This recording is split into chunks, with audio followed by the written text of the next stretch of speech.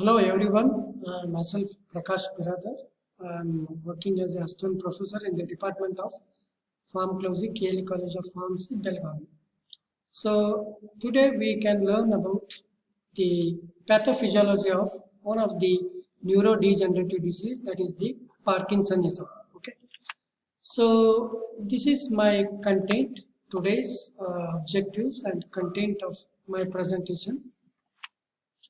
To know about objectives are to know about Parkinson's disease and to know about the pathophysiology of Parkinsonism and to know the etiopathogenesis of Parkinson's and with their symptoms also. Okay. So these are the content of my presentation: introduction, pathophysiology of Parkinson's disease, etiology, symptoms, reference. Okay. So coming towards the introduction, the Parkinson's are the neurodegenerative disorders characterized by the progressive and irreversible loss of the neurons from a specific regions of the brain where the coordinations of the extrapyramidal activities, that is the motor functions, were taking place.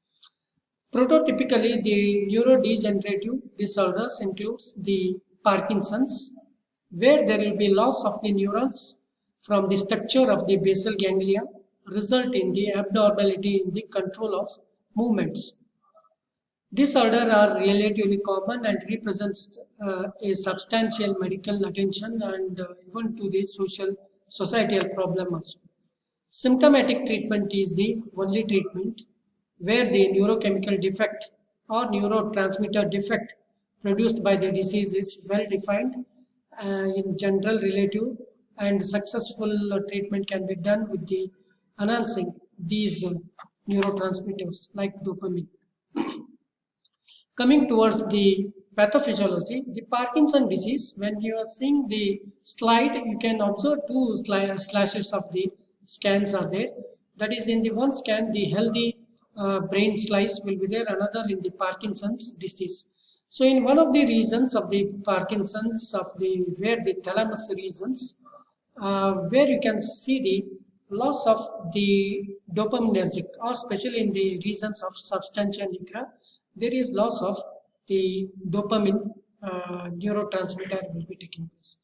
So Parkinson is nothing but a progressive degeneration of extrapyramidal disorders characterized by the rigidity, tremor, akinesia. And secondary manifestations like defective in posture, giant, mask-like faces, siluria, dementia. So these are some of the symptoms which will be developed in the Parkinson.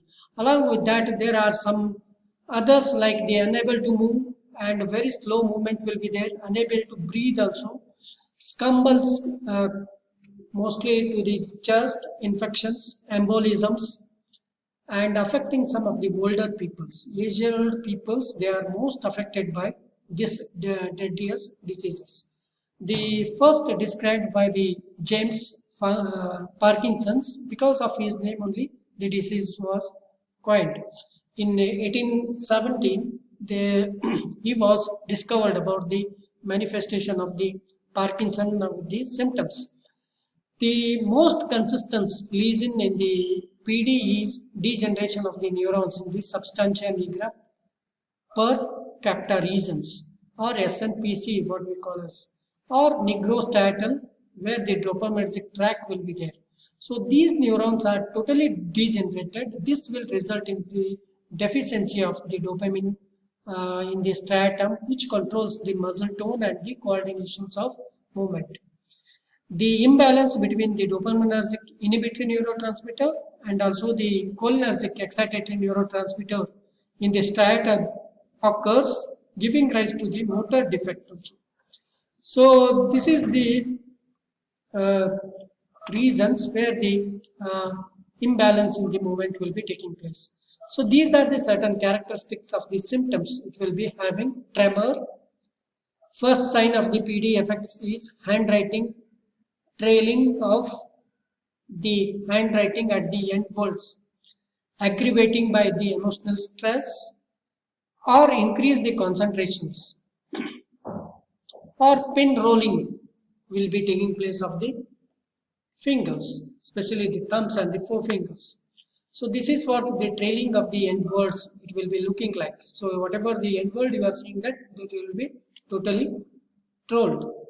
Second and this first important symptom is bradykinesia, that is the loss of the autonomic movements. Okay, like the blinking of the eyes, swinging of the arms during the walking, or swallowing of the difficulty in swallowing of the saliva. So self-expression with the facial, hand movements, lack of spontaneous activity, lack of posture adjustment, all these result in the stopped postures, marked face, drooling of saliva, scuffling of the joint, difficulty in the initiations of the movements. Next one is the rigidity, which will increases the resistance to the passive motions when the limbs are moving through their ranges of the motions, normal motions. Cogwheel rigidity, jerk quality, intermittent catches of the movements, that is difficulty in the movements will be there, slowness of the movements, and the muscles soreness will be there, feeling tired, achy, slowness of the movements due to the inhibitions of the alter muscle group of the contraction and relaxation in the opposing group of the muscles.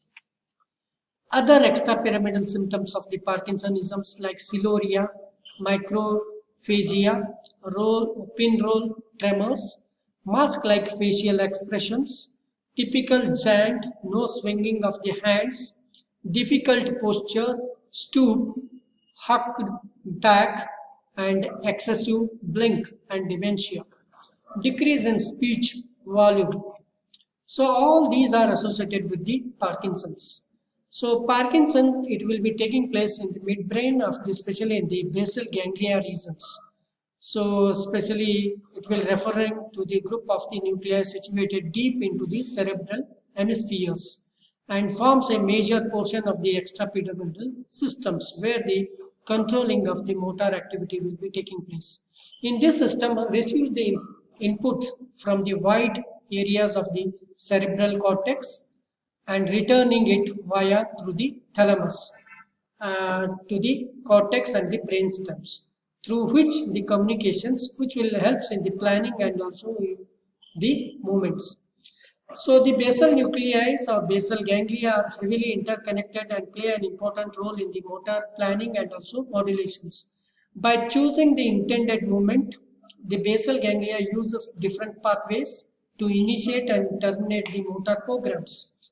By controlling the muscle tones, by controlling the muscle length, speed, strength, and also movement, by using the pyramidal systems as a executives in the basal regions.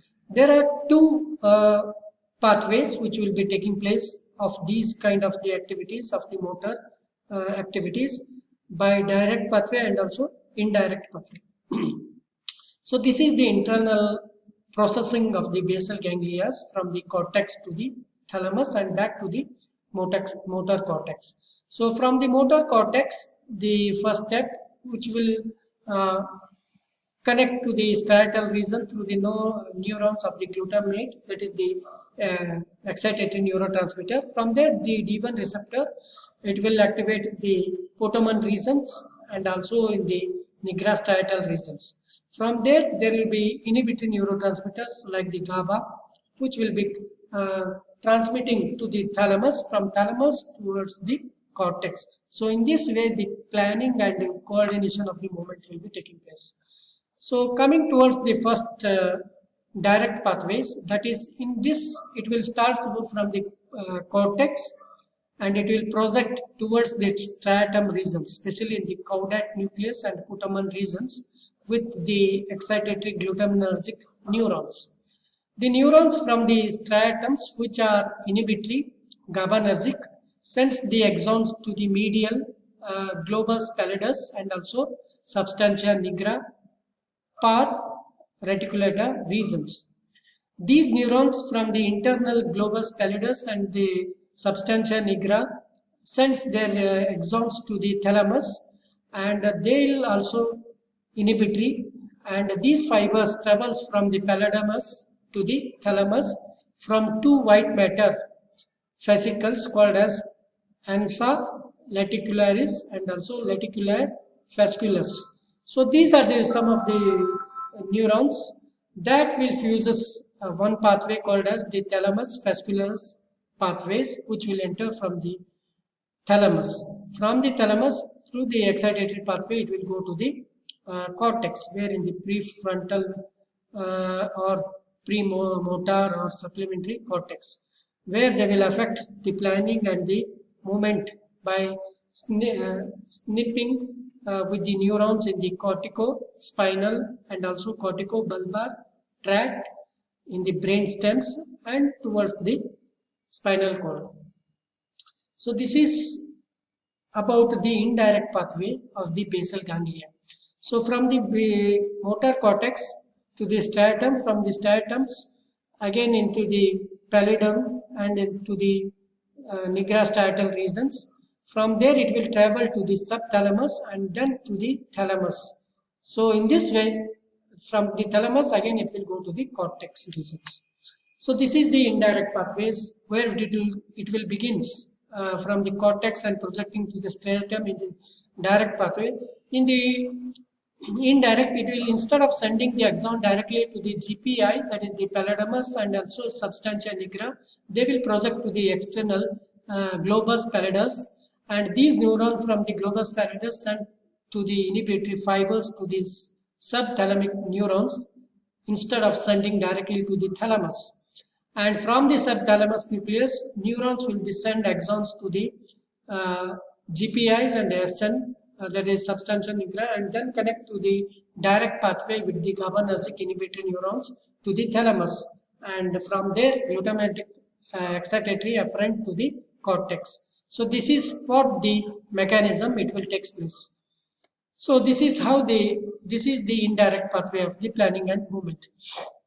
Now coming to the idiopathogenesis, certain etiological factors are there, like the genetic and also age-related factors. 5 to 10% PD will having the familial of the Parkinsonism and also autosomal dominant pattern of the inheritance in their families. Environmental factors. One of the environmental factors is the 1,2,3,6-methyl phenyl MPTP, what we call as it is a byproduct of yield manufactured of the synthetic meperidine, which are consumed by the habitual or the adult, that is the habitual persons. So that is the adulterated form of the heroin. So the addict person took the MPTP and they will develop the stringing resemblance of the PDs. So clinically it will develop into the intoxications and it will convert into astrocytes to form an pyridinium ions. So this ion is highly reactive and catalyzed by the monooxidase B, and this will taken up by the dopaminergic neuron and it will causes the mitochondrial dysfunctions, especially the electron transport dysfunction will take place. And one more is that to the oxidative stress also. So by the production of the oxidative metabolism of the dopamine to yield an hydrogen peroxide to form and react highly reactive species of the oxygens. This will increase in the dopamine turnover, resulting into the excess of the hydrogen peroxide formations and also deficiency to overcome the scavenging of this one by the glutathione, thereby diminishing the capacity for clearing of the hydrogen peroxide, and there will be domination of the free oxygen species will be developed. So in this way it will destroy the neurons also. So most of the other distinctive functions in the form of the clumsy and misfolding of the protein is also there, where they cannot be dispersed or they cannot be properly disposed of from the body. That is also one of the kind of the protein misfolding or degradations that will accumulation will also causes the Parkinsonism component. So these are some of the references of my today's topic from the Tripathi, Goodman, Gilman, and from the basic pharmacology by the Katzen, and other are also there. Thank you.